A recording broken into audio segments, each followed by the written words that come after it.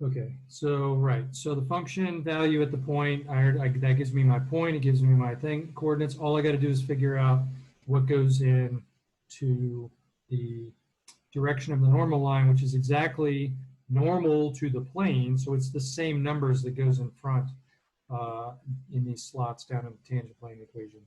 So I need to figure out what that is. And it turns out that the direction is just going to be the x partial derivative, the y partial derivative, and crazily enough, it's just -1. And you need to then evaluate that at the point, and that'll give you the direction. So this -1 just kind of comes out of the formula. So we need to know the derivatives. If you're screwing up the derivatives at this point in Calc 3, test could be pretty hard. So take the derivative here. We get e to the x squared minus y squared. Chain rule says multiply by 2x. And then same thing for the others. E to the x squared minus y squared. Chain rule says minus 2y. And then at the point, I just stick in 2, 1 everywhere, and I'll have 4e cubed minus 2e cubed and -1.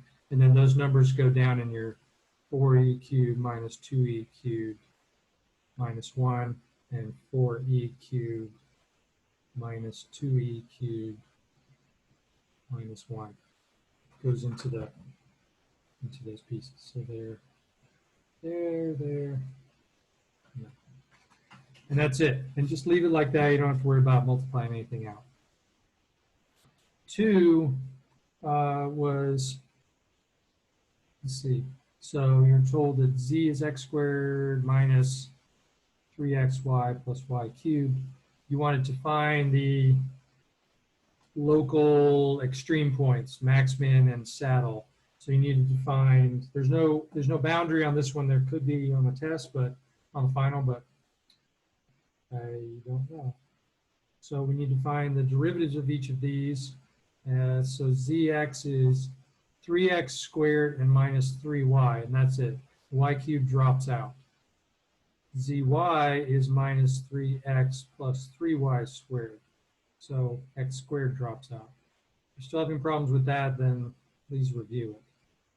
So what I need to do is I need to set these equal to 0 and solve out. So if I set the first one equal to 0, you'll see that y has to be x squared. And then the second one, x has to be y squared. And this is not a linear system of equations, so if you wanted to do this, you'd have to like sub in and get x equals x to the 4th. Or you kind of look at it and you realize, well, that'll happen if x and y are 0 and 0 or 1 and 1, and that's it. -1 will not work because they both have to hold. So those are your two critical points there. And now you need to test them by finding zxx, zyy, and zxy. And if you don't like using z, just change it to f. It's the same thing. So we get 6x, 6x, and minus 3. 6x, 6y, and minus 3 as those three derivatives. So the discriminant term, or this d, is 6x times 6y minus the minus 3 squared. So that'll be 36xy minus 9. That's the d that you have to test. So now we test them. And d at 0, 0 is minus 9. So you just plug in 0, 0, and you'll get minus 9, which means that you have a saddle at 0, 0, and go ahead and plug the x and y in to get z. And so at the origin, you have a saddle, if you were to plot this. At 1, 1, when you calculate d of 1, 1, you get 27. So 36 minus 9, so that'll be 27. And because that's positive, you also have to look at fxx at that point. So you plug in 1, 1 into xx, and you'll get 6.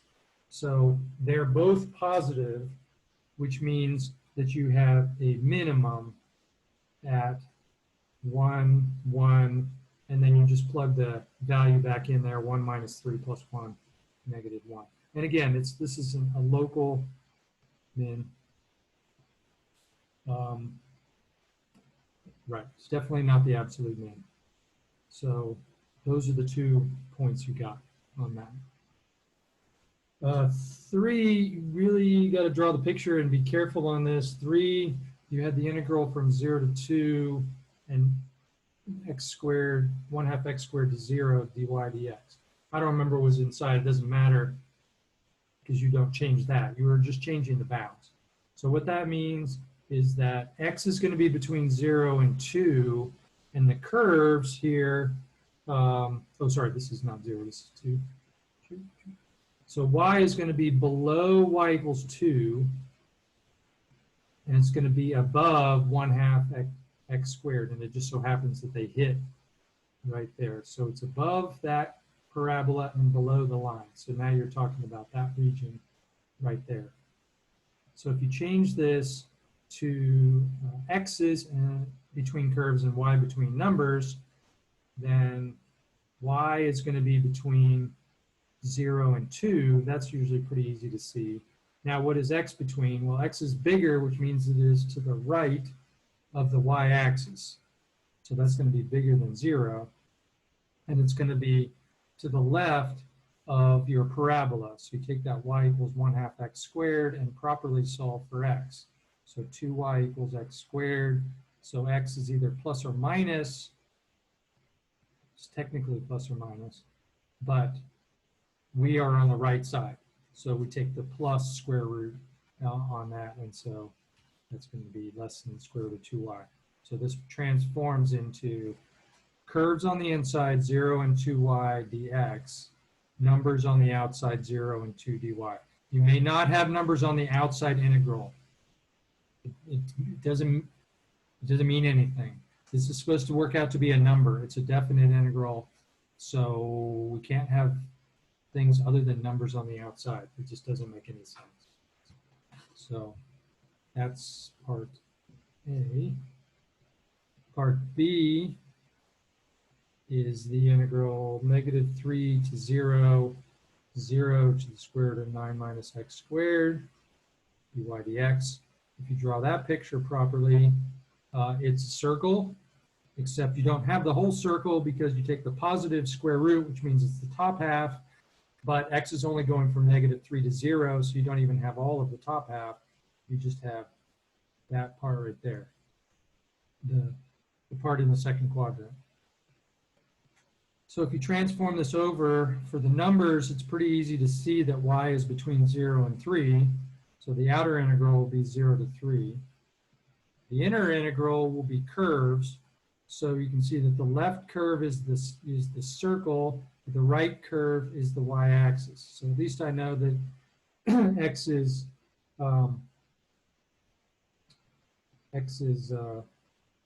wait, this is dy dx to begin with. Yes, dy dx, right. So I know that x is going to be to the left of the y-axis, so it's going to be less than 0. So that's going to be my top half. What is it going to be to the right of? Well, that right there, let's see. So I go y equals the square root of 9 minus x squared. So you square both sides, you get y squared equals 9 minus x squared. So hopefully you can see that that's the circle.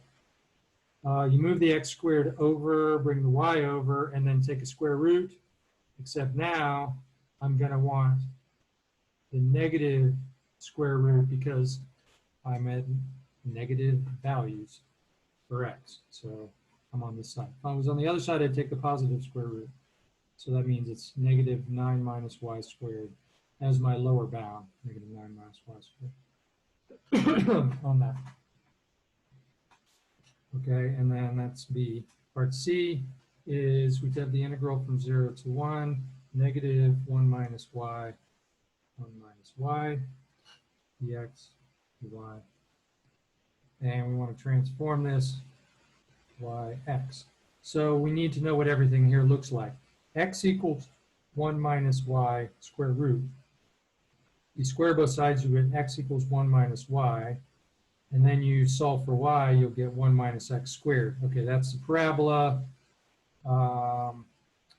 It goes up 1, and that's upside down. except when I say the positive one so far, that is the right-hand side. So that is x equals the square root of 1 minus 1. The negative is the opposite side. It's the same. You work the same equation out because you square out that negative, except you get that. Now everything comes down to when you transform it. Yeah, and so we're talking about in that. Y is between 0 and 1. So when you transform it, x is going to go down here, minus 1 to 1, and y is going to go from the x-axis, which is 0, up to the parabola, which is 1 minus x squared. So that's part C.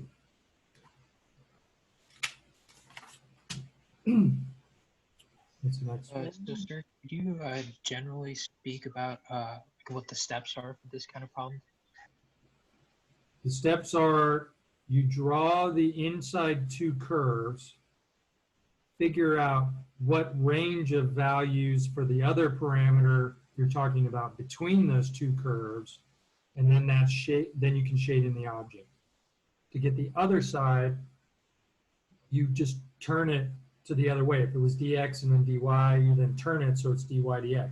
Now you're looking at what two curves are you in between here. So I'm in between the x-axis and the parabola. So that means that y is between 0 and the parabola. So which side is it on? Well, you know that y is always bigger than things that are lower. So that means that it's bigger than the lower curve, and it's below the upper curve, which means it's less than the upper curve. So so that's the idea. If this was all you were given and said find the region in between these two curves, it would be the whole thing.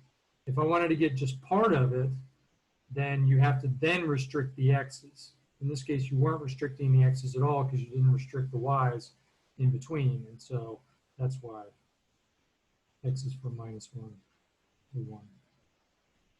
So that's it. Draw the curves of the inside one, shade the part between the curves for those numbers, and then see if you can reverse the process on the other side. Maybe we can just try this other one here. Maybe we'll go a little bit slower. So the integral from 0 to 2, the integral from 2 minus the square root of 4 minus y squared, 2 plus the square root of 4 minus y squared, dx. Oh, and this one I'm going to transform the whole thing, so I do need the inside. X times y dx dy. So I know right off the bat before I do anything, this has to be the double integral. The x becomes r cosine theta. It said transform to polar. So y is r sine theta. And the dx dy together will be, it's dA, but if you put that in polar, it's r dr d theta. So at least when you transform the inside, that's what you get. Now, what are the bounds?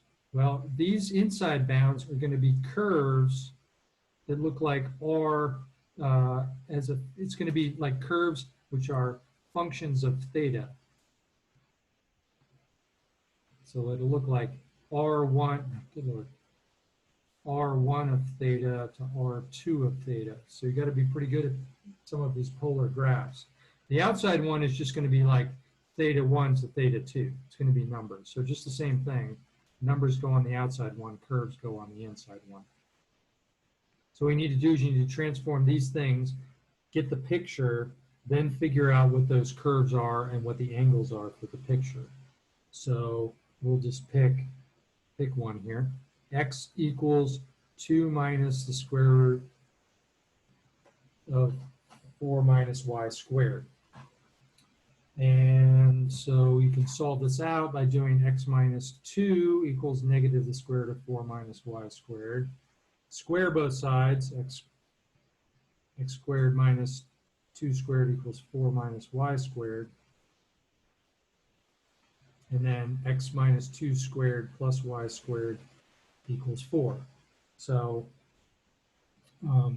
that is the equation of a circle. And it's out here. The radius is 2, the center is 2 units along the x-axis. So you want the circle like that. Now, how much of that circle are we talking about? Well, automatically, you know that y is only between 0 and 2. So I know I'm talking at least that y is between 0 and 2. So I don't have the bottom part. Now, do I have the entire top part? Well, if you look, this first curve, what's the difference between the first curve and the second curve? Well, if I did the same thing for 2 plus the square root of 4 minus y, then I would also get down to x minus 2 squared plus y squared equals 4. Because you just bring it over, square both sides, bring the y squared to get the same thing. The difference between these two is whether you're going to 2 and adding, that means you're going to be talking about the right half of the circle, or 2 and you're subtracting, you get the left half of the circle. So I have the left half of the circle, and I have the right half of the circle for y goes from 0 to 2. So we're talking about the upper half of that circle. So at least if we have the picture, then at least that gives us a fighting chance, I guess. Now, you then have to know what the equation of that is in polar. And the idea is you always draw from the origin until you hit the inside curve, and then you hit the outside curve. Now, because you don't hit anything, there's no hole in it, this is not an annulus, you don't have some weird gaps in the curve. The inside curve is just 0.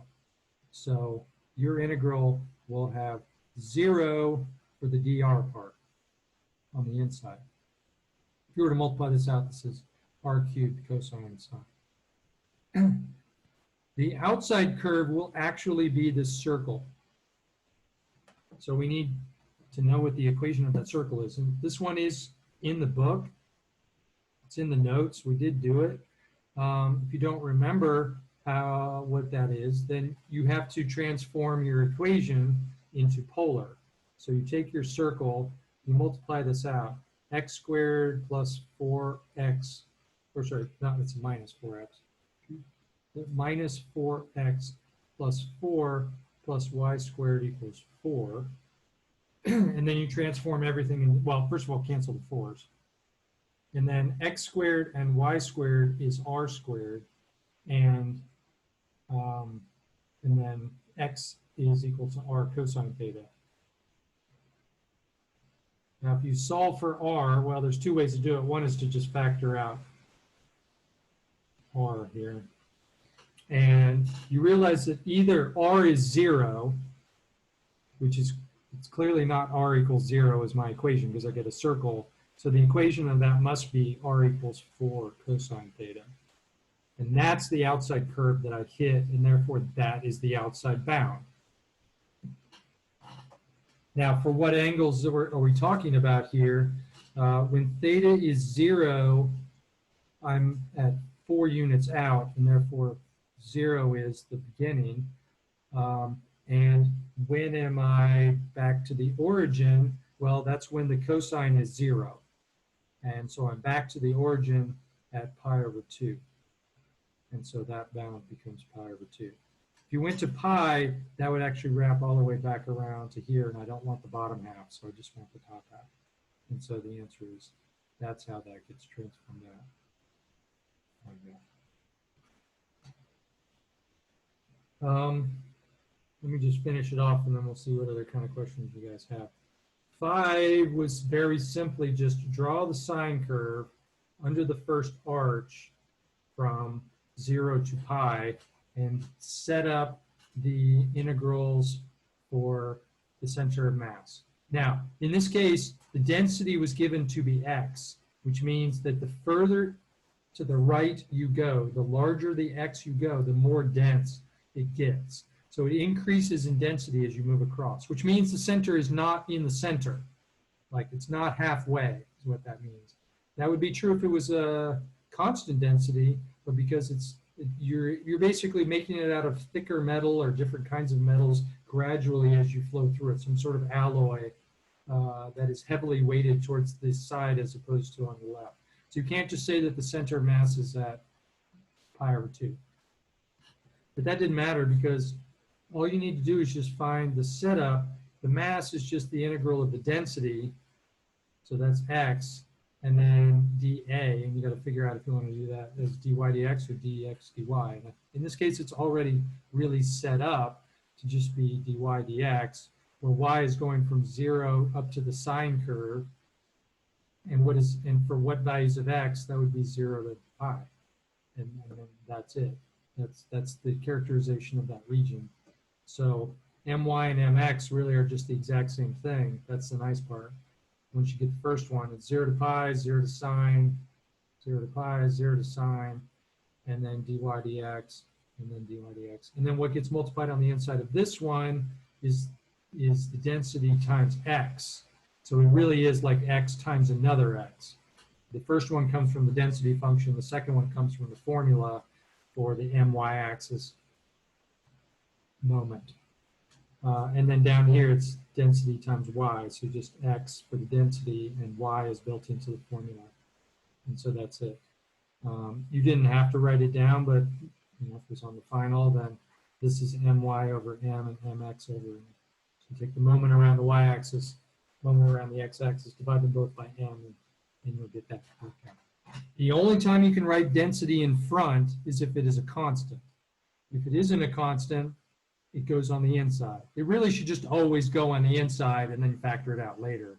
Otherwise, you'll get confused. So when in doubt, just put the density function on the inside, and you'll be in good shape. So that was the test, which means everything is in the books except for many late homework that's around and the final. So I think that's tomorrow at 8. So there is a practice final out there. It's on Canvas in the very first section, and it is a reasonable approximation of what you're going to see. So if we just sort of talk through the problems and see which ones you might want to do, that's fine. There was one question in the email about, I think, number 9. So we may do that. We will definitely do that one. Okay, so the first question is on, is it an ellipse? Is it a hyperbola? Is it a circle? Is it parabola? With all the possible characteristics of that one. Hopefully at this point you can look at it and go, look, this is the 3 and that's a -1, so it's a hyperbola because they're both x squareds. So boom, you know it's a hyperbola right off the bat. If they were both plus, then it would be an ellipse or a circle. The difference between an ellipse or a circle is whether they have the same coefficient. This has a 3. If this was a +1, then you know that one of them is going to be stretched more than the other, so it's an ellipse. If it was a 3 and a +3, then it would be a circle. If it was an x squared and just a y, but no y squareds, it would be a parabola. So you start to look at those little tricks on there. You can always plot points, so that's helpful too. 2 is these parametric stuff. What does this look like? And you can use your calculator for some of this stuff. So if you know how to do parametric plot, you'll be in good shape. If you don't, you'll just have to sit there and plot points. Radian mode. Make sure your calculator's in radian mode. And then all the calculus stuff of it. Length, derivative, tangent line, second derivative for concavity, that sort of thing. 3 is polar, so plotting it, sometimes converting the equation. This one would be really hard, so don't worry about it in this particular case. What kind of curve is it? You'll have your book, so if you don't remember, you can look that up. Areas, in this case, said find the center of mass. So it's the exact same equations we just did, except now it's a polar curve. 4, hopefully that one's fairly straightforward. It's just, can you do dot products? Can you do cross products? Can you find the equation of a plane? All the formulas are in there. Formula for the distance, that kind of thing. 5 is really set up so that it's it looks like, it's a vector valued function, and actually I think it's the same thing as number 2. So sometimes Seamers likes to do that, sneak in the same thing. So finding r prime, finding r double prime, velocity and acceleration. I don't know if on this one I put it. Maybe having to find the unit normal, the unit tangent curves, finding the acceleration components, a, t, and a, n. This one's just straight up to do curvature, and that led you through the steps where it's r prime, r double prime, cross them, and then use it in the curvature formula, which involves finding lengths of things like this and lengths of r prime.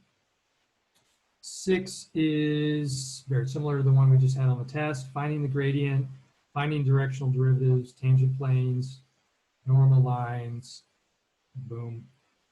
Classifying critical points, there's one we just did. 8 is center of mass and area. For this one, it's actually called an annulus because it's between a circle of radius 2 and a circle of radius 4. So it's like a ring, and you just want to find the sketch and then find the area. So you can just use geometry sometimes. And then do the center of mass for a particular density function. In this case, I used, I think in that semester we used rho maybe. So sometimes rho and delta and W and all sorts of these things. Just we use different letters. And then the last one is on the 3D domain. So, you know, you'll have some possibilities like this where that one, I think we can go ahead and do. There was a question on that one, which is you bound. I think we've done, I think we did this one, but we did someone like it. We did someone similar to it. So sketch the domain, find a triple integral that has the volume, set up the center of mass. Sometimes I'll say set it up. Sometimes I'll say compute it. Maybe it depends on what kind of mood I'm in. So let's see. Let me do this so I can go back and forth. So you have z equals 4 minus y squared, which looks like a parabola, and it's close. But we're in 3D now. Okay, so let's do that one, and then I'll let you guys ask questions about other stuff. So this is from the practice test. Right. So z is 4 minus y squared. So that, I think that, we'll try this. So if I know z, if I know y, then I can get z. So I know that when y is 0, z is 4. And I know that when y is plus or minus 2, then z is 0. So this is the parabola in the x or in the z, y plane, but it's in 3D, which means you then have to extend it out into this parabolic trough sort of thing. Now you're also told that z equals 0 is part of this, which is a plane, as is x equals 0 and as is x equals 4. So you have plane, plane, plane, and x equals 0 is the yz plane. X equals 4 is a plane out here at 4. Maybe I'll just draw it here or there. So it looks like a mailbox, effectively. So what we need to do is we need to figure out how to set up the integrals on this. And there's 6 different ways you can do this. Triple integral over that domain, as they call it, dv. So if we do this as dz for starters, that's usually the easiest one because often the curves or the surfaces are given that way. So what is z between? This might, answer your question again. In general, how do you set this up? So this is the lower surface of the object. This is the upper surface of the object. So literally, what is the bottom of this object and what is the top of this object? So the bottom of the object is sitting in the xy plane. So the lower surface is in the xy plane, which is the equation z equals 0. So that's why that is 0 as a plane. What is the upper surface? Well, it's that parabolic cylinder, and that equation is given, 4 minus y squared. So that will be that inner integral here. Now you have a choice whether you want to do dx dy or dy dx, but you do at least need to do a shadow. So you take your little flashlight, you shine your light down on it, and you look down in the shadow region here. That's D. The shadow region is x is out here at 4, y is between -2 and 2, and you have just a straight up square, 4 and 4. So that means that the outer bounds here really are just x is going from 0 to 4 and y is going from -2 to 2. Whether you think of these things as lines and then numbers, or or the reverse, lines for y and then numbers for x, it will be -2 to 2 and 0 to 4 if you did y and x. And that's also the same thing as if you did 0, 4 minus y for dz, and then did x and y. X would be 0 and 4, and y would be 0, or -2 and 2. Again, surfaces, the lines, and then the actual numeric values that it is in between. So there's two of the setups. If you wanted to look at what the other setups were, then you're going to have to just sort of change your geometry here. If you try the dy first, for example, so let's see. We've got this.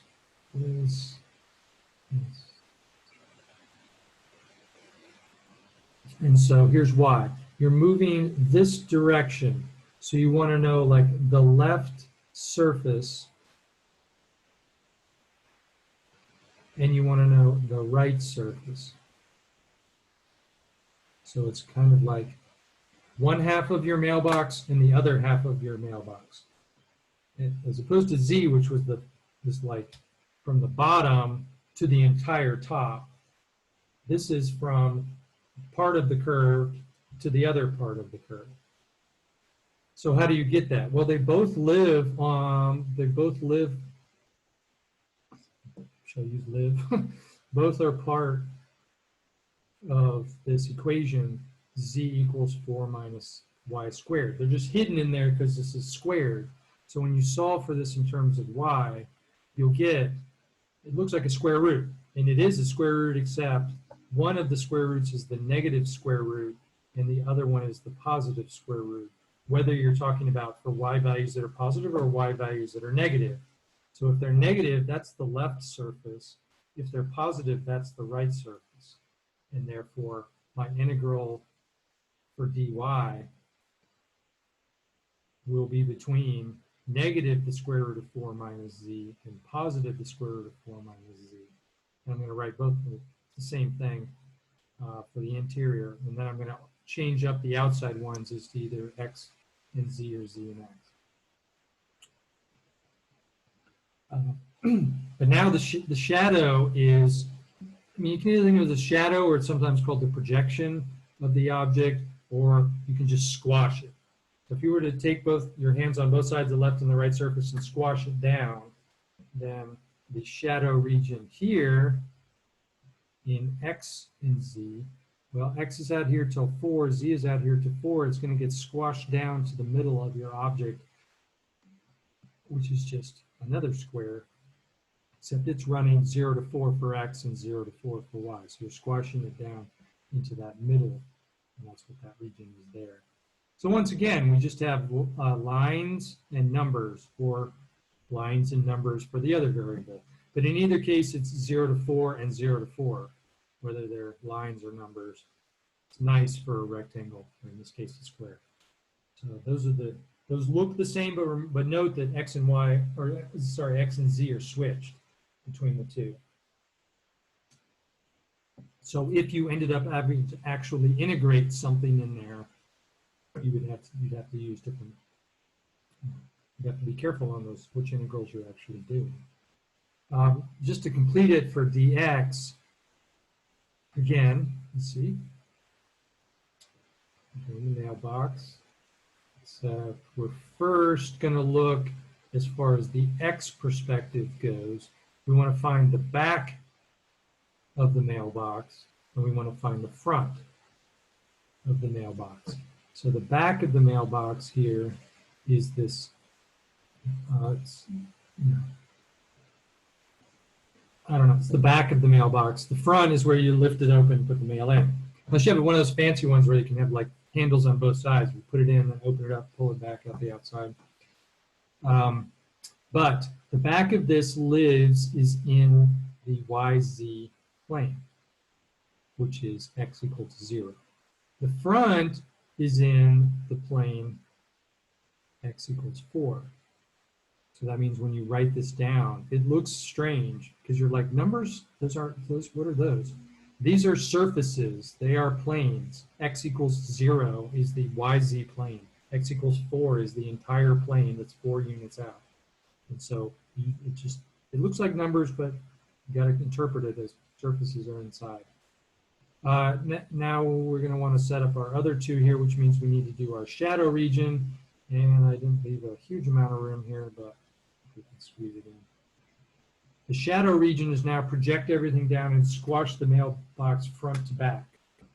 And so if you do, now you really will see the parabola here. You've squashed it down into just that region there. So this is 4, this is minus 2 to 2. I already know that this curve, the curve now is z equals 4 minus y squared. It's a parabola because we're now down in 2D, which you could write like that, or you could write it as y goes from y equals negative the square root of 4 minus z on the left, and y equals square root of 4 minus z positive square root on the right. Whereas z, it's nice, z represents the whole thing all at once, and that's because it passes the vertical line test. I can write it as a function. If you look side to side, it does not pass the horizontal line test, so I have to break it into two functions.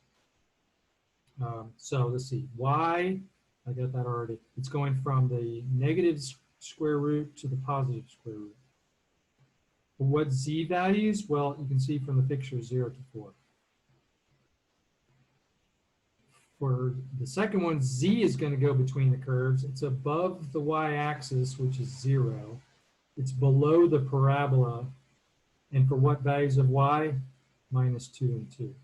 So this one does look radically different than the previous 4, but it's still surfaces, curves, and numbers. So hopefully that answers the question from the email.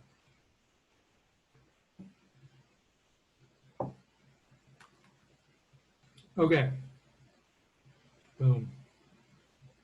So I know it's a lot all at once to be like, okay, I got to go back to the very beginning and look through all this stuff again. Well, the pain will be over at noon tomorrow, so for 11, I guess.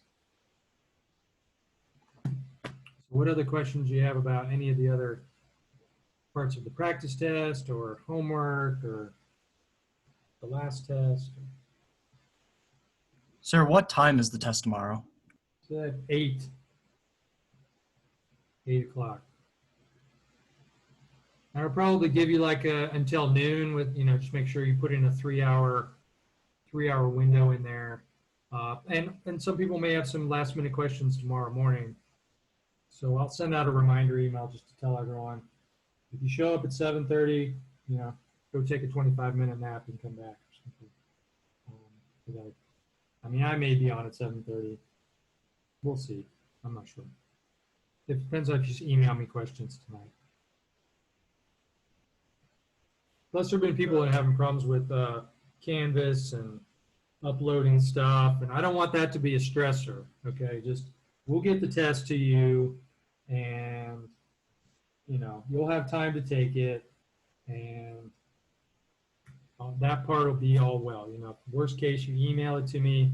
I've already had someone, like, today probably was like 5 people that couldn't upload it. Someone uploaded 4 blank pieces of paper.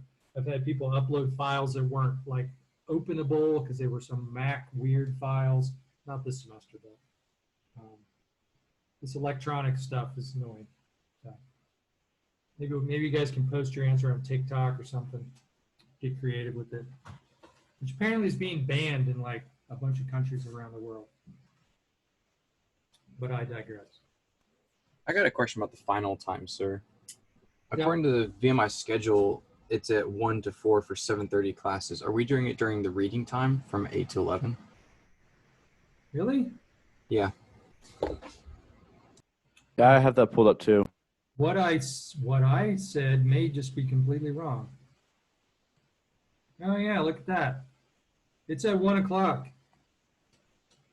I'll definitely send out a reminder on that. Maybe I should read it. I think I'm just getting confused with my other class. So 1 o'clock tomorrow. And you know what? Thanks for the catch. What I may do is then just I'll be available in the morning. If you want to get on Zoom, maybe I'll put in some time where I'm definitely there from like, I don't know, 9 to 10 or something like that. And then if you need some more help between that and 1 o'clock, you can ping me or something like that. So yeah, then I will send out a reminder email, and maybe put an announcement on Canvas. Maybe I haven't been using that too much, so let's just go with the email. But thanks for the catch.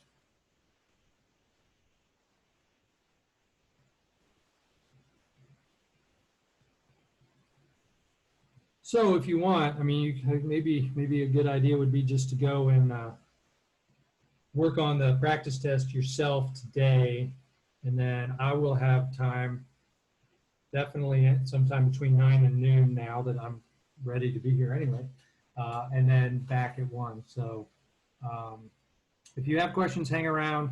If you don't, go study, and then we can reconvene in the morning. I'll send out the email. That's our new plan. So I'll hang out here for a few minutes and see if you have questions, but otherwise you guys can just peel out. Thank you, sir. Thank you, Thank you, sir. sir.